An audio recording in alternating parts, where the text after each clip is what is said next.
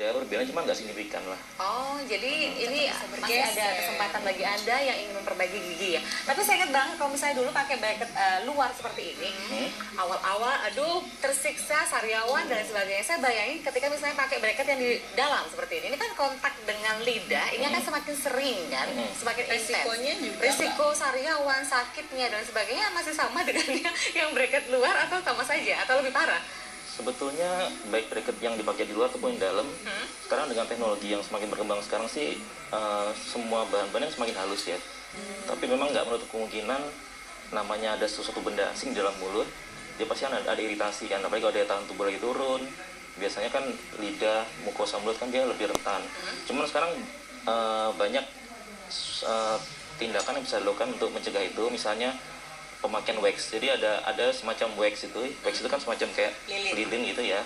Cuma memang khusus nanti dioleskan di bagian-bagian yang terasa dianggap Kasar. ada iritasi itu. Tapi nggak untuk mati lampu kan ya dok ya? Nah. Terus kalau menyikat giginya, dulu saya pakai bagian luar aja agak menyulitkan. Nah gimana dengan bagian dalam atau butuhkah perawatan ekstra gitu ketika membersihkan gigi? Lebih pada kebiasaan sebetulnya.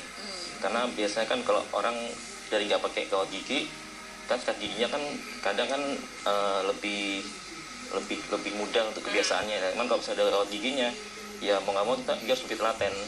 Itu bisa dibantu dengan sikat gigi khusus biasanya. Sikat gigi khusus untuk yang memakai behel begitu ya. Kalau untuk yang dalam pun juga sama. Cara sikat giginya juga sama. Sama. Oke. Gak ada masalah. Profesi apa sih dok yang udah biasanya datang ke dokter bilang saya butuh behel dalam?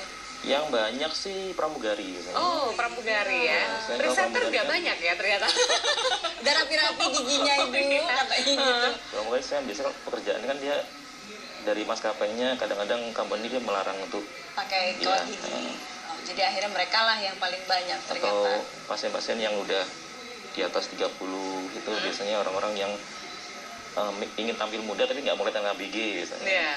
Kira-kira berapa lama sih waktu yang dibutuhkan dari kondisi gigi semula, posisi gigi semula sampai didapatkan posisi yang pas, yang sesuai dengan keinginan? Tergantung macam-macam kasus ya. Memang kalau rata-rata kasusnya antara 1 sampai 2 tahun lah. 1 sampai 2 tahun. Setelah 2 tahun pemakaian, itu kira-kira masih ada kemungkinan untuk balik lagi nggak ke posisi yang awal yang kita tidak kehendaki begitu? Jadi setelah selesai pemakaian kawat gigi itu ada suatu perangkat, baik itu permanen maupun lepasan, yang namanya retainer. Itu fungsinya untuk mempertahankan gigi itu supaya nggak berubah lagi. Berapa lama retainer itu harus dipakai? Kurang lebih setahun lebih lah. Setelah itu sudah tetap ya, sudah akan settle di situ posisi giginya. Gini, kalau misalnya saya katakan settle 100%, itu enggak. Jadi gigi itu kan seumur hidup kan dia akan dipakai untuk makan, ngunyah kan pasti ada gerakan-gerakan yang buka botol, debus, makan beli gitu kan. Profesi saya soalnya ini tukang debus. Ini ya ternyata sajanya. Gimana dok? Jadi tetap ada gerakan sih. Gigi itu kan selama hidup kan orang kan makan, ngunyah kan dia pasti kan ada aktivitas terus ya. Cuman selama pemakaian retainer itu dia rajin pakai, setelah sudah dianggap itu gigi itu sudah cukup settle, top gerak sih nggak banyak biasanya.